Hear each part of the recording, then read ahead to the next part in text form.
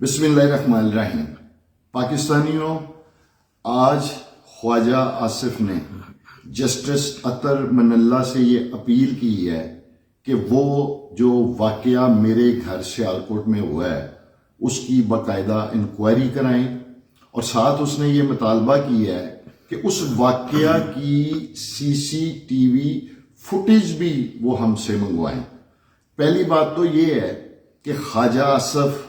मैं तुम्हें ये कहना चाहता हूं कि शरीफ लोगों के घरों के बेडरूमों के अंदर सीसीटीवी कैमरे कभी नस्ब नहीं हुए होते। हो सकता है कि तुमने अपने घर में बेडरूमों के अंदर कैमरे लगाए हों, लेकिन शरीफ लोग अपने घरों के बेडरूमों में कैमरे नहीं लगाते। पाकिस्तानियों, आप सब जानते हैं कि हमारे घर में जो पुलिस की रेड हुई उसका एतराफ डीपीओ सियालकोट ने खुद किया कि 19 दिसंबर की दरमियानी शब उसने हमारे घर में पुलिस को भेजा था। चीफ जस्टिस अतर मनल्ला साहब, मैं खुद भी आपसे यह अपील करता हूं कि आप इस वाकया की 100% शफाफ इंक्वायरी जो है करवाएं, क्योंकि इससे कबल भी 9 मई के फौरी बाद हमारे घर में पुलिस गर्दी हुई थी। इसी डीपीओ, तब भी यही डीपीओ था, इसी के सरपरस्ती में हमारे घर में तब भी पुलिस गर्दी हुई थी, जिसमें न सिर्फ हमारे पूरे घर को तोड़ फोड़ दिया गया था, बल्कि हमारी वालदा को बालों से पकड़कर पूरे घर में घसीटा गया था, उन्हें मारा पीटा गया था। इस सारे वाकया की वीडियो मेरी बेटी खिड़की के बाहर खड़े होकर अपने मोबाइल के ऊपर बना रही थी, और जब उसने अपनी दादी जान के ऊपर ये जुल्म होते हुए देखा कि किस तरह उन्हें तशद्दुद किया जा रहा है, तो वो ऊंची ऊंची चीखें मारना शुरू हो गई। बाद आप वीडियो में देखेंगे कि एक पुलिस ऑफिसर जो है वो खिड़की के आगे आके कर्टन कर देता है, पर्दा कर देता है, और फिर वहां पर मौजूद पुलिस मेरी बेटी से वो मोबाइल छीनने के लिए उसके पीछे पड़ जाती है, और रास्ते में मेरी बीवी खड़ी हो जाती है, जिसे पूरी तरह लोहे के पाइपों से तशद्दुद किया जाता है। और मैं कलमा पढ़ के ला इलाहा इल्लल्लाह मुहम्मद रसूल अल्लाह, मैं अपने अल्लाह को हाजिर नाज़र जान के कहता हूं कि उस पुलिस के अल्फाज थे मेरे घर की खवातीन को कि आज अगर हम तुम लोगों को जान से भी मार देंगे तो हमें कोई पूछने वाला नहीं है। अब मैं बात करना चाहूंगा कि इस वाक़े के बाद चंद एक लफाफा टाइप के सहाफ़ी ये बात करते हैं कि जी ख्वाजा आसिफ को इस सारी चीज से क्या फायदा। मैं पाकिस्तानियों आपको बताता हूं कि ख्वाजा आसिफ वो कौन सा फायदा है जिसके लिए ये सब कुछ कर रहा है। ख्वाजा आसिफ ये जानता है कि उस्मान डार तो सियासत छोड़ चुका है, वो तो इलेक्शन में हिस्सा नहीं लेगा। उमर डार जो है वो रूपोश है, और अब इनकी वालदा ने ऐलान किया हुआ है वो ये चाहता था कि किसी तरीके पुलिस को भेजकर ये ट्रेलर चलाया जाए, इनकी बूढ़ी वालदा है उनको डराया जाएगा, उनको धमकाया जाएगा, और हो सकता है कि ये औरत जो है ये इलेक्शन से विड्रा कर जाए, ये डर जाए। लेकिन उन्हें ये नहीं पता था कि मेरी मां जो है वो इस सारे अमल के बाद डरेगी नहीं, झुकेगी नहीं, बल्कि वो मजीद उसके अंदर पुख्तगी आएगी और वो स्टैंड लेगी। मैं पाकिस्तानियों आपको बताना चाहता हूं कि हमारी जो वालदा है वो एक बापर्दा खतून है, उसका ताल्लुक कुरान हदीस और सुन्नत के साथ है। उस रोज जब ये वाकया आया पेश हुआ तो हमारी वालदा ये वाकया सर ढांप कर बयान करना चाहती थी, लेकिन मेरी बेटियां, मेरे बड़े भाई की बेटियां, सारी बच्चियों ने अपनी दादी को मजबूर किया, इसरार किया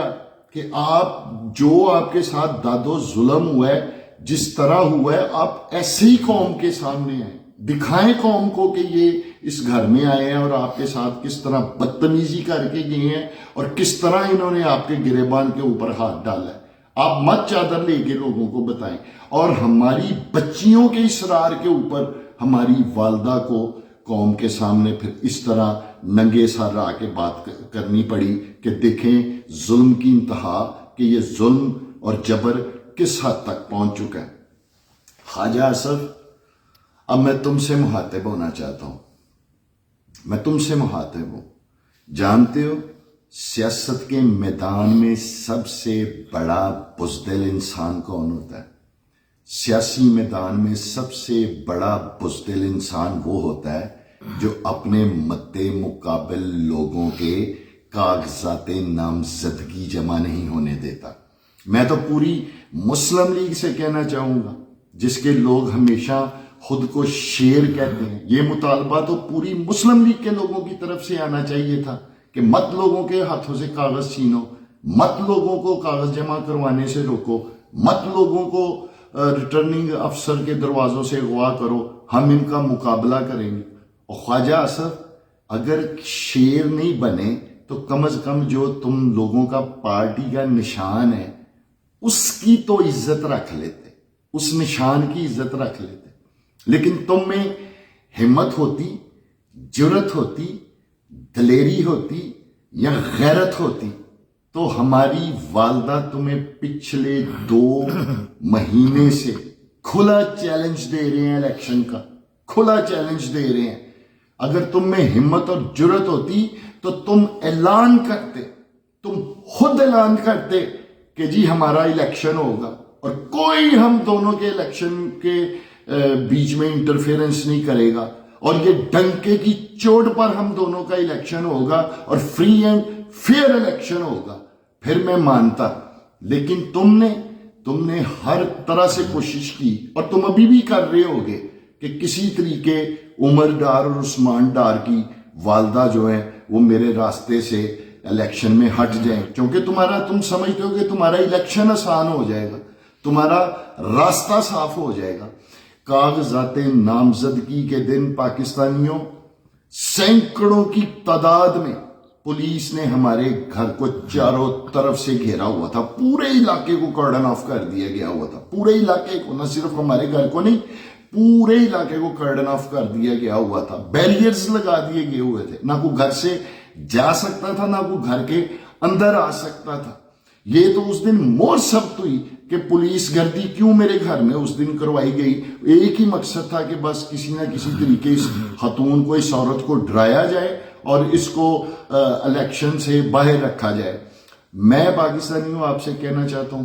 ہماری والدہ وہ کوئی سیاسی خاتون نہیں ہے، سیاست سے ان کی کوئی دلچسپی نہیں ہے، لیکن آج اگر ہماری والدہ اٹھ کھڑی ہوئی ہیں تو یہ اس ظلم، اس جبر کے خلاف اٹھ کھڑی ہوئی ہیں جو پچھلے 8 مہینے سے یہ خواجہ آصف اس پنجاب پولیس کے ذریعے ہم لوگوں کے اوپر ڈھا رہا ہے۔ وہ ظلم، وہ جبر ہی آج ہماری ماں کی ہمت اور طاقت بن چکا ہے، اور وہ ہماری والدہ جن کا سیاست سے کوئی تعلق نہیں، وہ اس وقت ڈٹی ہوئی ہیں کہ میں اس شخص کا مقابلہ کروں گی انتخابات میں۔ اور دوسرا، خواجہ آصف، ہم جن نامساعد حالات میں اس وقت ہماری جماعت جس سے ہمارا تعلق ہے وہ گزر رہی ہے، پاکستان کی تاریخ میں، سیاسی تاریخ میں آج تک کسی بھی سیاسی جماعت کو ان مشکلات کا سامنا نہیں ہے، اور تمہارا تعلق تو لاڈلوں سے ہے، اور تم اپنے لاڈلے کے بھی سب سے زیادہ لاڈلے ہو، اور پھر بھی ڈر رہے ہو، پھر بھی بھاگ رہے ہو، پھر بھی سازشیں کر رہے ہو۔ ہمت پیدا کرو، جرت پیدا کرو، الیکشن میں مقابلہ کرنے کی۔ ایک بوڑھی خاتون ہے جسے تم چاہتے ہو کہ وہ جس سے تم بھاگ رہے ہو۔ اور میں پاکستانیوں، آج